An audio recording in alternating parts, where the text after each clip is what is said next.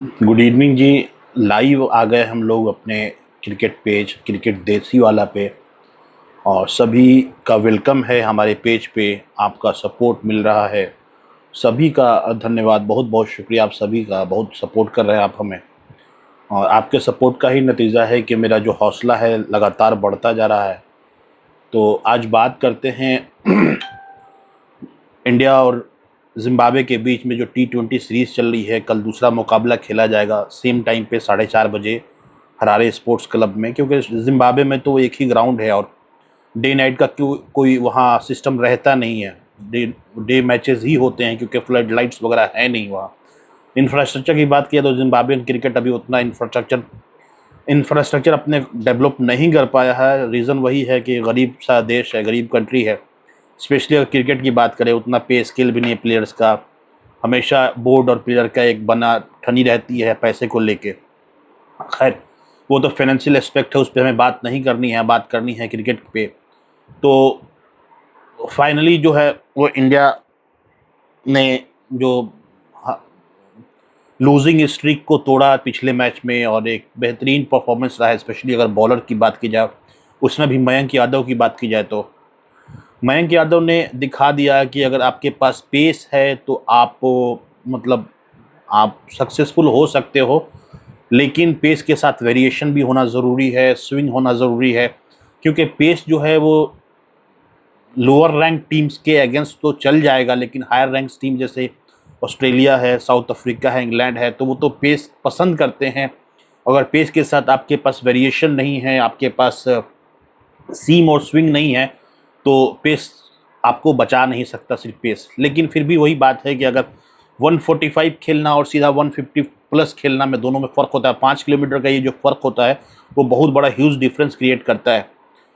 तो देखा हमने मतलब कि किस तरीके से पेस अगर आपके पास है, क्योंकि देखिए हर चीज़, अगर एक पेस बॉलर है, एक फास्ट बॉलर है, तो आप के पास अगर बॉलिंग एबिलिटीज़ है तो आप बाद में अगर स्विंग नहीं जानते हो, स्विंग सीख सकते हो, रिवर्स स्विंग सीख सकते हो। बाकी जो भी आर्ट होता है बॉलिंग में वो सीख सकते हो। लेकिन एक ऐसा है कि अगर आप 135 130 135 के बॉलर हो तो उसको आप इंक्रीज करके 150 पर नहीं ले जा सकते। तो पेस एक ऐसी चीज़ है जो नेचुरल होती है, वो नेचुरली आती है किसी के पास। तो आपके पास एक पेस, अगर अच्छी पेस है तो एक आपके पास बहुत बड़ा एक हथियार है जो मयंक यादव ने दिखाया हमें। सिमिलरली अगर बात करें दूसरे बॉलर्स की की जाए, जैसे अगर बात की जाए प्रिंस यादव की बात की जाए या अशोक शर्मा की बात की जाए, ये तीनों बॉलर ऐसे हैं जो 145 की स्पीड से कंसिस्टेंटली बॉलिंग कर सकते हैं।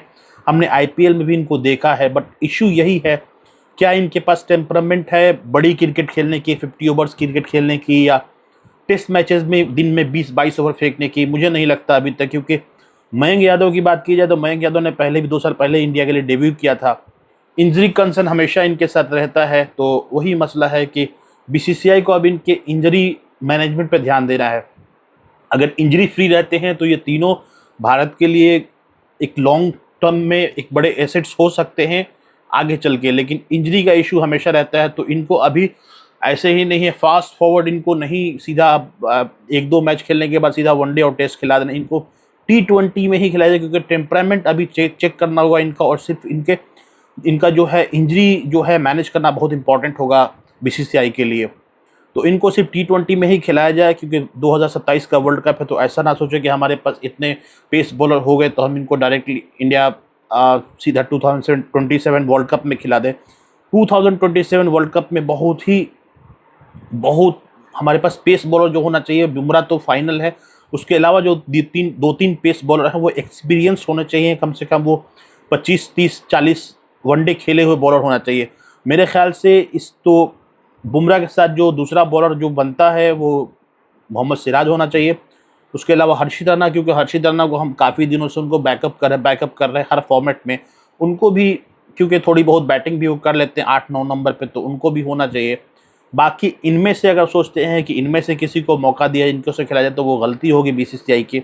अभी इनको और आईपीएल खेलने दीजिए, डोमेस्टिक मैचेस खेलने दीजिए, और T20 इनको खेलने दीजिए। बाकी अगर बैटिंग की बात की जाए तो वैभव सूर्यवंशी ने दिखाया कि क्यों उनका इतना हाइप बनाया जा रहा था, क्यों उनको मतलब इतनी जल्दी इमीडिएटली फास्ट फॉरवर्ड करके सीधा आईपीएल से उनको 15 साल की उम्र में उनको इंटरनेशनल खिला दिया गया। इंग्लैंड में फ्लॉप रहे थे, कंडीशन मुश्किल थी, बॉलिंग भी उतनी आसान नहीं थी, बॉलिंग मुश्किल थी, फ्लॉप हो गए थे। लेकिन जैसे ही थोड़ी बॉलिंग स्पीड कम हुई, कंडीशन थोड़ा सा ईजी हुए बैटिंग के लिए, तो उन्होंने दिखा दिया। 18 गेंदों में 50 रन बनाया और एक वर्ल्ड रिकॉर्ड बनाया। सबसे यंगेस्ट प्लेयर हो गए, पूरे वर्ल्ड में यंगेस्ट प्लेयर हो गए जिन्होंने 50 रन बनाया है। तो अचीवमेंट बहुत बड़ी है इनके लिए और इनको बीसीसीआई को बैक करना चाहिए। अगर 4, 5, 10 मैच फेल भी हो जाते हैं, फ्लॉप भी हो जाते हैं, तब भी बीसीसीआई को इनको बैक करना चाहिए, क्योंकि ऐसा ये टैलेंट है, जनरेशनल टैलेंट है। जिस दिन ये बंदा चल गया उस दिन ये मैच एक तरफा लगा दे, इंडिया को एक तरफा ये मैच जिताने की काबिलियत रखता है। तो और ये धीरे धीरे अगर ये परफॉर्म करते जाएंगे छोटी टीमों के खिलाफ या फ्लैट ट्रैक पे भी अगर ये परफॉर्म करते जाएंगे, तो इनका कॉन्फिडेंस लेवल जो है वो बढ़ता जाएगा और कॉन्फिडेंस बढ़ेगा तो ये और अच्छा निखार इनमें आएगा और आगे चल के ये बहुत बड़े एसेट साबित होंगे, मुझे जहाँ तक लगता है इंडिया के लिए। अभी तो T20 खेल रहे हैं, हो सकता है वनडे और मे बी टेस्ट में भी इनको मौका दिया जा सकता है। आगे चल के टेस्ट में भी ये मतलब जिस तरह का सहवाग हमारे पास, सहवाग एक एसेट्स थे हमारे लिए टेस्ट क्रिकेट में, वैसे साबित हो सकते हैं आगे चल के हमारे लिए। तो ये बहुत बड़ा एसेट होगा इंडिया के लिए आगे चल के। अभी फ़िलहाल इनको ग्रूम किया जाए, इनको मौका दिया जाए, अगर ये फेल भी होते हैं तब भी इनको बैक किया जाए, कंटिन्यूसली इनको बैक किया जाए, आगे हमारे बहुत काम आ सकते हैं और ये एक मैच विनर साबित होंगे और इंडिया के लिए लंबा सर्व कर सकते हैं। 15 साल तो आराम से ये सर्व कर सकते हैं इंडिया को, क्योंकि अभी सिर्फ मात्र 15 साल के हैं। बाकी कल के मैच के बारे में बात की जाए तो पहला मैच जिस तरह बहुत आसान रहा इंडिया के लिए, शायद दूसरा मैच भी वैसा ही रहा, फेवरेट इंडिया ही होगी। लेकिन अभी जिम्बाब्वे के बारे में कुछ कहा नहीं जा सकता, अच्छे 2-4 प्लेयर हैं उनके पास, अगर एक साथ वो क्लिक करते हैं तो वो चैलेंज कर सकते हैं, फिर भी फेवरेट इंडिया है। और जो भी टीम पहले टॉस जीतेगी वो फिर से एक बार बॉलिंग करना चाहेगी और चेज़ करना चाहेगी। अभी तक के लिए बहुत बहुत शुक्रिया, थैंक यू सो मच, बहुत शुक्रिया।